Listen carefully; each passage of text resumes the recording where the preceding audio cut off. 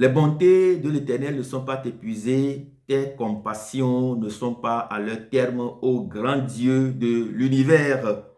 Ta fidélité est grande. La bonté de l'Éternel pour que nous puissions accomplir des merveilles sur la terre de nos aïeux, sur cette terre sur laquelle nous habitons.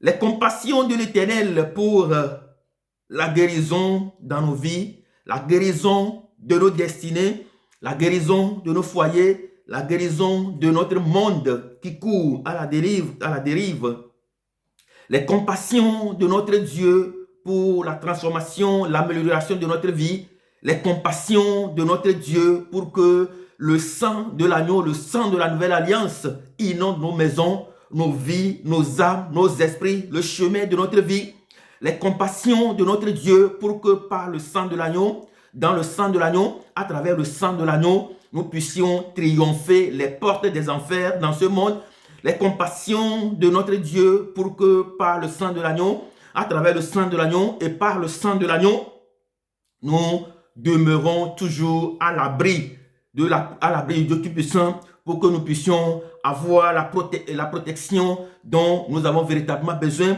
les compassions de notre Dieu pour qu'à travers le sang de l'agneau, nous puissions être protégés, nous puissions être délivrés, nous puissions être restaurés, nous puissions être libérés pour que nous puissions accomplir, quelle que soit la force de l'ennemi, ce pourquoi nous sommes sur la terre, et la fidélité de notre Dieu pour que nous puissions être toujours son peuple, pour que nous puissions toujours garder nos deux pieds dans sa bergerie et que nous ne perdions jamais.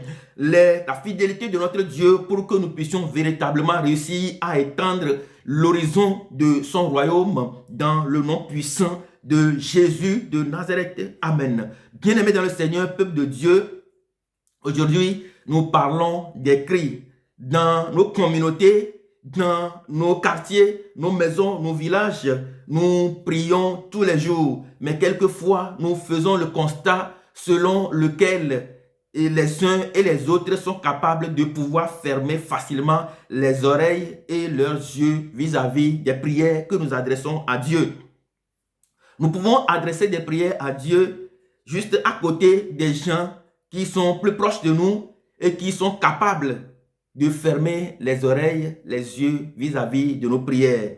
Des gens peuvent fermer leurs yeux, des gens peuvent fermer les oreilles, des gens peuvent être insensibles vis-à-vis des prières que nous adressons à Dieu, quand bien même ils savent que ce qu'ils ont peut facilement résoudre nos problèmes.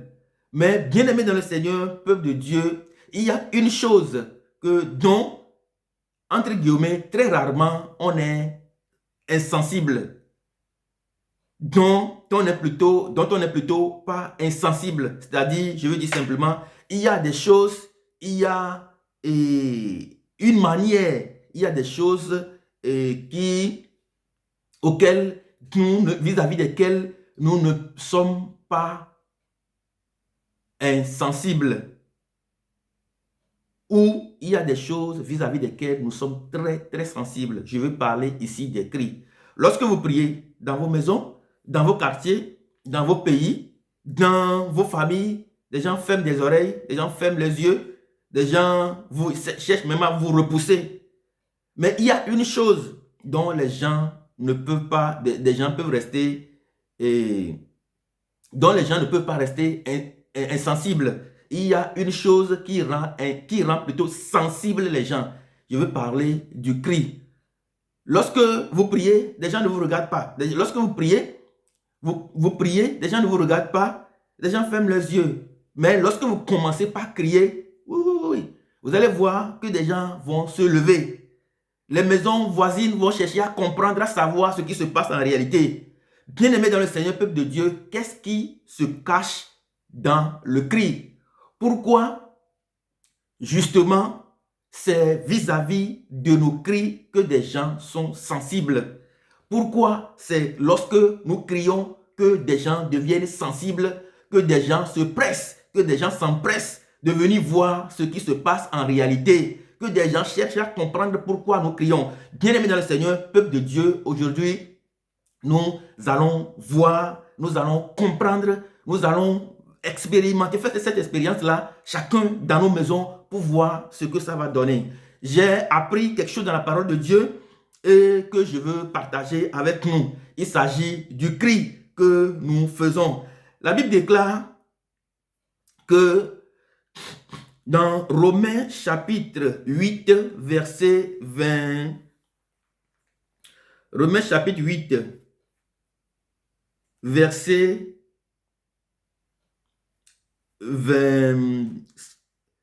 26, Romains chapitre 8, verset 26, la Bible déclare: de même aussi, l'Esprit nous aide dans notre faiblesse, car nous ne savons pas ce qu'il convient de demander dans nos prières, mais l'Esprit lui-même intercède par des soupirs inexprimables. L'Esprit vient par des esprits inexprimables. L'Esprit vient maintenant au secours de notre faiblesse et crie vers le Père Abba. Et la Bible déclare que Dieu, même Dieu, est sensible à nos cris que nous lui adressons.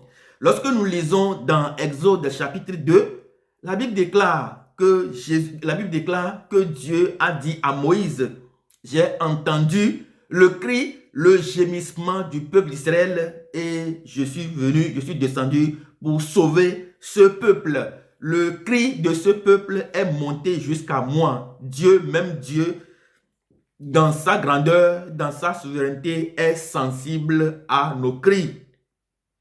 Bien-aimé dans le Seigneur, peuple de Dieu, as-tu déjà essayé, à part tes prières, de crier véritablement à Dieu? Car moi, je crois, j'ai confiance que le cri que nous poussons à Dieu porte toutes les valeurs dans nos âmes. Les cris que nous poussons à Dieu est porteur d'un soupir inexprimable. Les cris que nous poussons à Dieu, les cris que nous adressons à Dieu viennent des entrailles de nos mamans, vient du plus profond de notre âme. Le cri vient du plus profond de notre esprit. Le cri vient du plus profond du sang qui coule dans nos veines. Le cri vient du plus profond de nos blessures. Le cri vient du plus profond de nos fragilités. Et la Bible déclare que même Dieu, dans sa grande royauté, est sensible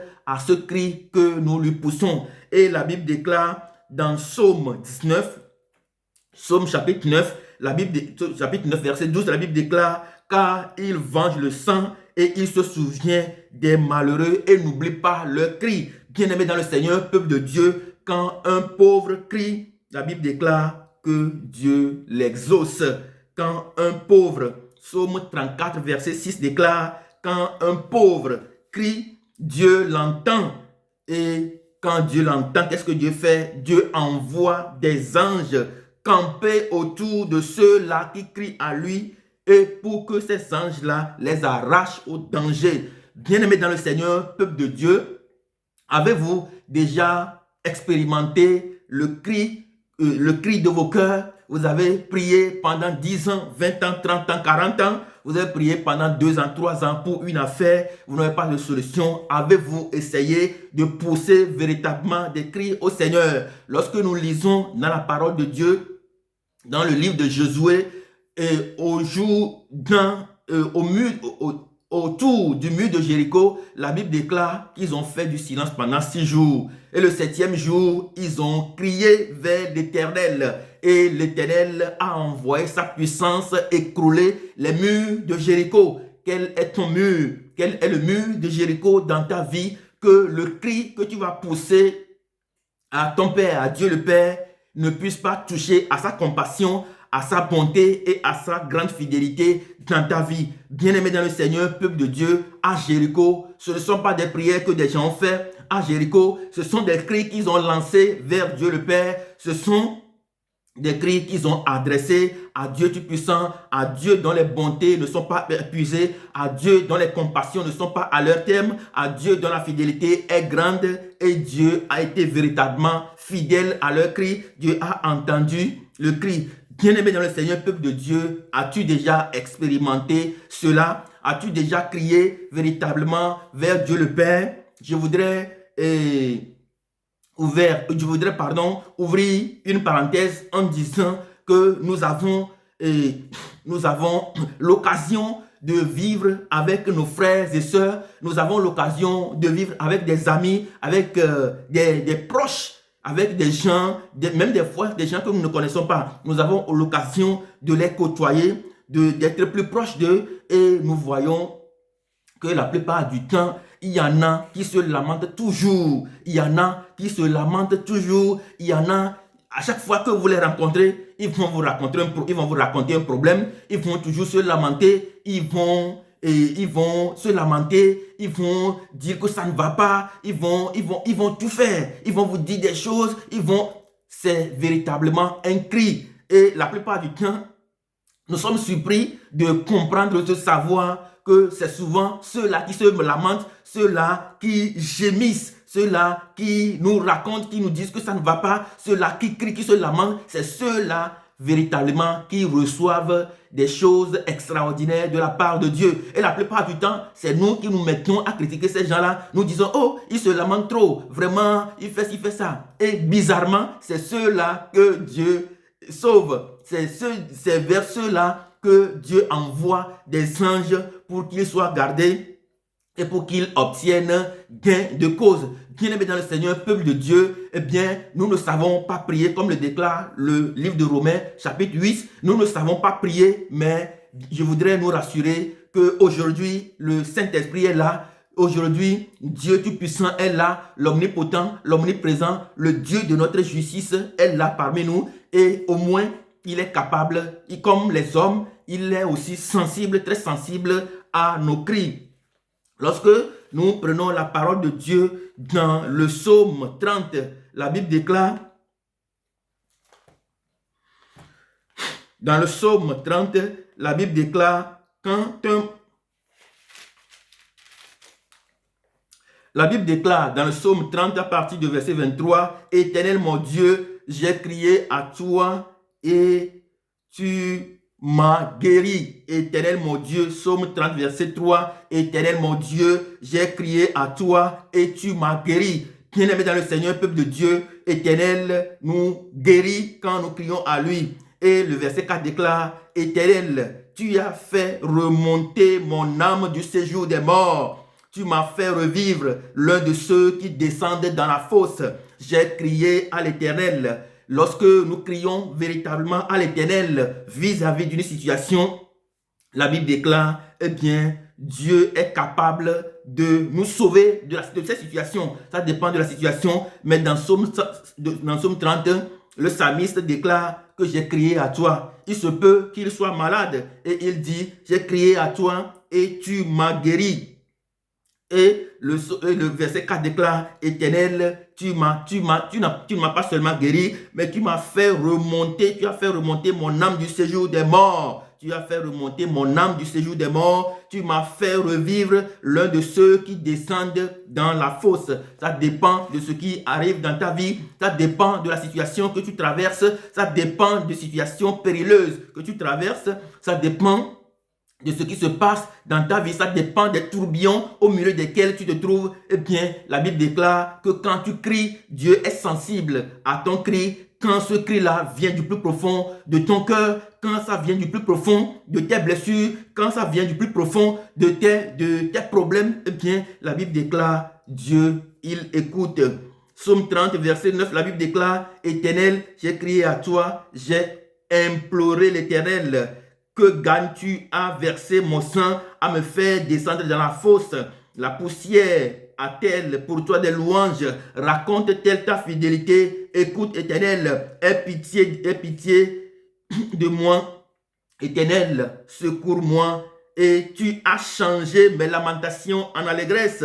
Tu as délié mon sac et tu m'as ceint de joie afin que mon cœur te chante et ne soit pas muet. Éternel mon Dieu, je te louerai toujours. Bien-aimé dans le Seigneur, peuple de Dieu, la Bible déclare, confirme, certifie, approuve sa signature en déclarant que Dieu n'est pas insensible à nos cris. Dieu est plutôt sensible à nos cris de cœur. Il est sensible à nos gémissements. Il est sensible quand nous crions à lui.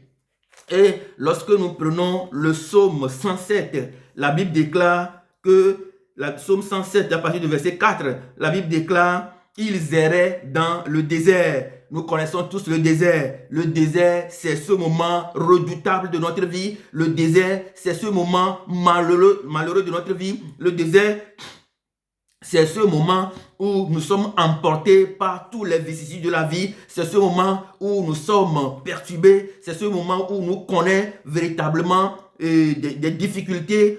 C'est ce moment où nous passons par des moments durs, de dures épreuves. C'est le désert. La Bible déclare, ils sont dans le désert.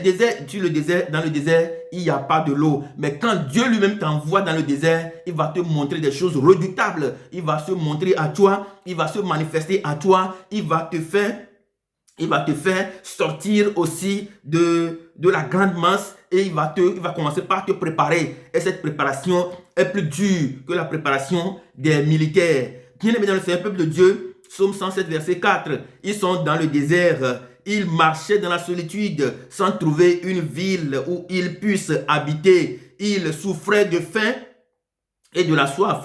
Leur âme était languissante. Dans leur détresse, ils crièrent à l'Éternel et il les délivra de leur angoisse. Il les conduisit par le droit chemin pour qu'ils arrivassent dans une ville habitable. Bien-aimé dans le Seigneur, peuple de Dieu, dans ton désert, tu peux crier à l'Éternel. Dans ton désert, tu peux pousser des gémissements à l'Éternel. Dans ton désert, tu peux justement partir au-delà des prières. Tu peux pousser des cris. Tu peux pousser des cris comme le peuple d'Israël face au mur de Jéricho. Tu peux pousser des cris comme dans le psaume 30. Comme dans le psaume 30, comme dans le psaume 34, tu peux pousser des cris, tu peux pousser des gémissements, tu peux verser tes gémissements comme de l'eau devant l'Éternel. La Bible déclare, il va te délivrer de tes angoisses, il va te conduire par le droit chemin pour que tu puisses arriver dans une ville habitable. La Bible déclare, encore toujours dans le psaume 107, la Bible déclare, verset 13, dans leur détresse, ils ont crié à l'Éternel. Et l'Éternel, dans leur angoisse, ils ont crié à l'Éternel et l'Éternel les fit sortir des ténèbres de la mort. Tu es aujourd'hui dans les ténèbres de la mort, eh bien, tu peux pousser des cris, tu peux aller au-delà de la prière. L'avant-dernière fois, j'ai déclaré que la prière est une dimension dans laquelle nous obtenons de Dieu. Mais aujourd'hui, je découvre qu'au-delà de la prière, il y a aussi le cri de nos cœurs, le cri dans nos angoisses, le cri dans nos difficultés, le cri dans nos épreuves qui peuvent avoir une réponse nette de la part de notre Dieu. Eh bien, Dieu est capable de nous sortir quand nous crions vers lui. La Bible déclare, toujours dans le psaume 107, ils sont malades dans le désert, ils ont crié vers l'Éternel et l'Éternel les délivra de leur angoisse et il envoya sa parole les guérir. Psaume 107, verset 19 à 20. Dans leur détresse, ils criaient à l'Éternel et il les délivra de leur angoisse. Il envoya sa parole et les guérit. Il les fit échapper de la fosse. Bien-aimés dans le Seigneur, peuple de Dieu, au-delà de nos prières, eh bien, nous pouvons crier. Au-delà de nos prières, eh bien, nous pouvons gémir au Père Tout-Puissant. Au-delà de nos prières, nous pouvons lui adresser nos cris de cœur et quelquefois, c'est le Saint-Esprit, le Paraclet, le Consolateur souverain qui vient prendre nos cris et les remonte au Père, car Dieu, lui, dans sa majesté, connaît le plus profond de nos cœurs. Je voudrais finir en disant ici que même le sang qui est en nous peut crier à l'Éternel. Le sang qui coule en nous est capable de crier à l'Éternel. La Bible déclare que le sang, bien que mort, le sang de Abel, crie vers le Père éternel. Dieu est également sensible au cri du sang de Abel et Dieu a envoyé sa puissance. Dieu a envoyé sa puissance auprès de Caïn pour lui dire qu'il a fait la pire, qu'il a commis le pire. Bien-aimé dans le Seigneur peuple de Dieu, le sang qui coule en nous peut crier à l'Éternel. laissons donc nos cris à l'Éternel. Laissons nos cris à l'Éternel et implorons le sang de la nouvelle alliance, car la Bible déclare dans Hébreux 12, verset 24, que le sang de l'agneau, c'est ce sang-là qui parle mieux que le sacrifice d'Abel. Eh bien, si nous voulons que nos cris soient toujours sensibles à Dieu, faisons un avec l'alliance de Jésus-Christ.